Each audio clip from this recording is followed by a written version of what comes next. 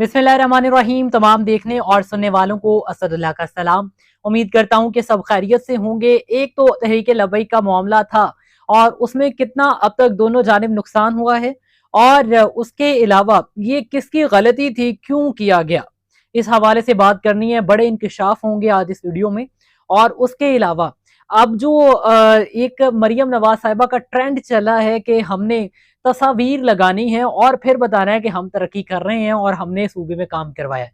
लेकिन अब मरियम नवाज के झंडे लगने शुरू हो गए और मरियम नवाज का अपना एक फ्लैग, जैसे कि कायदे आजम की पहले तस्वीर लगती थी, बल्कि कायदे आजम की भी तस्वीर नहीं लगती थी झंडे पे, लेकिन अब इमरान खान के सर तो हुए रहते थे, लेकिन अब मरियम नवाज की तस्वीर लगनी शुरू हो गई है। और उसके अलावा एक मुजरा करना तो दूर की बात, वो लगाने पर एक और एफआईआर हो गई है। इससे पहले आपको पता है कि झांझर की पावा छनकार, उस पे एक एफआईआर हुई थी। अब ये क्या मामला है ये भी आपके सामने रखना है, लेकिन तरीके लब्बैक से शुरू करते हैं। और अगर अभी तक आपने हमारा यूट्यूब चैनल सब्सक्राइब नहीं किया तो जल्दी से कर लें, क्योंकि 24 घंटे की अपडेट्स आपको इसी चैनल पर मिलेंगी। पंजाब भर में क्रैकडाउन किया गया तहरीके लब्बैक के खिलाफ, जिसमें मजमूई तौर पर टीएलपी के 2716 लोग कारकुनान जो हैं वो गिरफ्तार हुए। लाहौर से 251 हुए, शेखुपुरा से 178 हुए, मंडी बहाउद्दीन से 190 हुए, रावलपिंडी से 155, जबकि फैसलाबाद से 143 कारकुनान गिरफ्तार हुए। ये मोहम्मद अमेर सहाफी है, उन्होंने ट्वीट करके ये सारी इन्फॉर्मेशन दी है जो मैं आपके सामने रख रहा हूँ। और इसके अलावा पुलिस के मुताबिक जो अमेर साहब ने ये ट्वीट किया, उसमें उन्होंने बताया कि पुलिस के मुताबिक मुजाहिरों और मार्च के दौरान एक पुलिस इंस्पेक्टर शहीद हुआ, जिसकी पिक्चर आप पीछे देख रहे हैं, जबकि 250 एहलकार जख्मी हुए। यानी कि दोनों जानिब नुकसान तो अवाम का हुआ, लेकिन ये नुकसान हुआ क्यों है? ये नुकसान अब देखें कि अगर तहरीक लब्बैक की पॉलिसी उठाकर देख लें कि ये एहतजाज इन्हीं चीजों पे करते हैं, मजहबी चीजों के रिलेटेड, लेकिन क्या अब ये मौका था कि ये एहतजाज करते? हर कोई यही सवाल पूछ रहा है और इसका जवाब तहरीक लब्बैक के पास भी नहीं है। कि अब चूंकि जब अमन हो चुका, हमास मान चुकी, फलस्तीन जो है वो अलहदा हो गया और उसके बाद इसराइल अलहदा हो गया, बीच में गजा पट्टी पर फौजें आ गई और कैदी आपस में ट्रांसफर हो रहे हैं। हालांकि कुछ अल जजीरा की रिपोर्ट्स और दिगर ये भी आ रही हैं कि अभी तक भी फलस्तीन पे हमले जारी हैं और वो रुक नहीं रहे, लेकिन कैदियों की जो आपस में क्रॉस कनेक्शन था वो हो चुका, वो उधर से वो उधर से। और उसके अलावा जब ये सारा मामला तकरीबन तय पा गया तो ये तहरीक लब्बैक आखिर इनको अभी क्यों याद आया कि इन्होंने ये एहतजाज करना है? इससे पहले जब ये मामला थोड़े थे, आज से अगर हम 15 दिन महीना पहले चले जाएं, जब से ये मामला स्टार्ट हुए इस गजा अमन माहदे को लेकर, तो तब ये एहतजाज क्यों नहीं किया गया? अब चूंकि जब टाइम गुजर गया तो तब एहतजाज किया जा रहा है। ये एक बड़ा सवालिया निशान तहरीक लब्बैक पर है। लेकिन दूसरी जानिब हुकूमत पर भी ये सवालिया निशान है कि जब वो निकले हैं, अगर वो लेट निकले हैं या मामले को लेकर निकले हैं, अगर वो सियासी जमात है, वो एहतजाज करना उनका हक है, अगर वो लेट निकले हैं तो उस पर मुज़ाकरात होने चाहिए, जो कि वो बार बार कहते रहे कि हमारे साथ मुज़ाकरात में आकर बैठे। तो हुकूमत मुज़ाकरात में क्यों नहीं बैठी? हुकूमत ने ये क्रैकडाउन क्यों करवाया? इतने बंदों की गिरफ्तारियां, इतने बंदे शहीद हुए, वहां पर जाबहाक हुए लोग, और सारे के सारे पाकिस्तानी अवाम थी, कोई बाहर से या कोई दहशतगर्द तो नहीं आया हुआ था इसमें।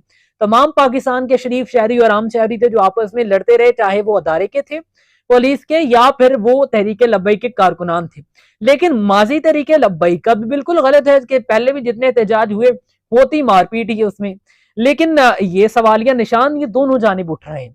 तो इसमें गलत कौन हुआ, सही कौन हुआ, आप कमेंट्स करके जरूर बताइएगा।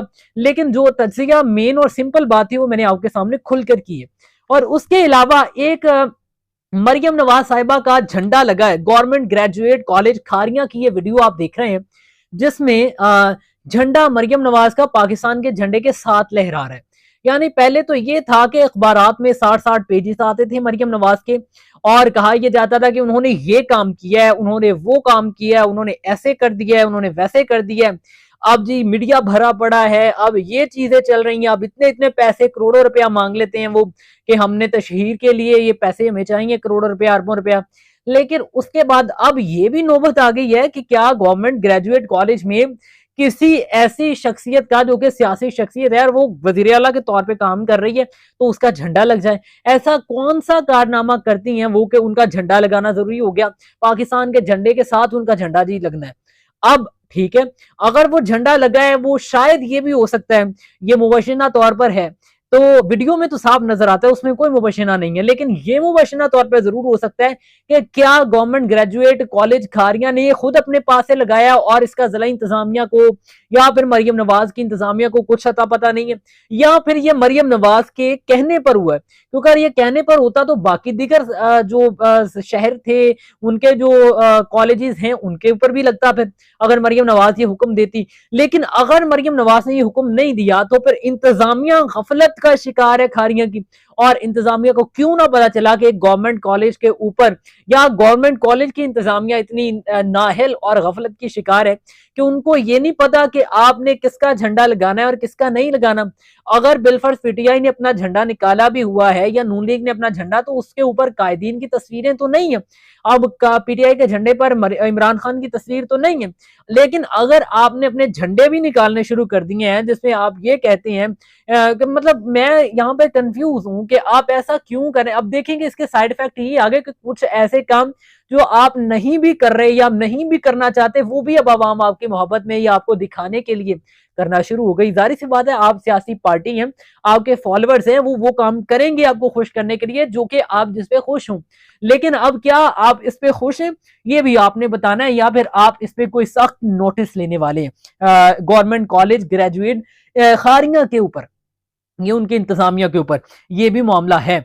और उसके अलावा आपको पता है कि वो एक मुजरा चलाया था झांझर दी पावा छनकार, और वो उस पे एफआईआर हुई थी। लेकिन अब एक और गाना चला है कि मैनू सुती नू जगा के आप सौन लगा है, एक ही जुल्म कमाउन लगा है, एक ही जुल्म कमाउन लगा है।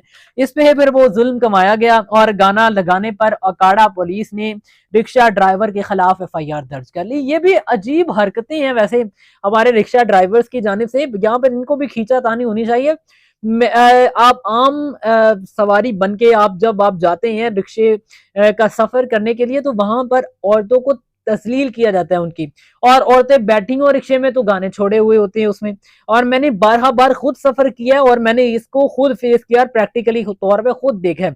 अगर मैं नाम में हाथ किसी का कह दूं कि उसने मुझे कहा तो ऐसा नहीं है, ये मैंने देखा। और अभी हम अगर फैसलाबाद की बात कर लें तो जिस मर्जी चौक में चले जाएं आप औरतों की तस्लील होती हुई रिक्शा ड्राइवर्स के हाथों देखेंगे, और यही हाल है उनका। लेकिन इस पे भी एक्शन लेना जरूरी है। लेकिन ये गाना लगाने वाला पता नहीं क्या ट्रेंड चल गया जी, वो अब मुजरे जो हैं वो रिक्शों में, पहले तो ये था थिएटरों में होते थे, अब वो आ गए रिक्शों के ऊपर भी कि आप जिस तरह से मर्जी चलाए। खैर हमारे पाकिस्तान का कल्चर पता नहीं किस साइड पे चल पड़ा है। और उसके अलावा एक अफसोसनाक खबर है कि आगा सराज दरानी 31 मई 2013 से 25 मई 2024 तक स्पीकर सिंध कौमी असम्बली रहे, और उसके बाद वो मार्च 2022 से अक्टूबर 2022 तक कायम मकाम गवर्नर सिंध के ओहदे पर भी तैनात रहे, और साबिक स्पीकर थे। अब चूंकि नए स्पीकर वहां पे आ चुके हैं, आगा सराज दरानी, वो इस वक्त इंतकाल कर चुके हैं और इस दुनिया में नहीं रहे। ताज़ियत है उनके लिए। और उसके ऊपर जो सदर आसफ अली जरदारी हैं उन्होंने भी ताज़ियत का इजहार किया है। अल्लाह ताला उनके गुनाह माफ करे और उनको जन्नत में ऊंचे मकामात अता फरमाए।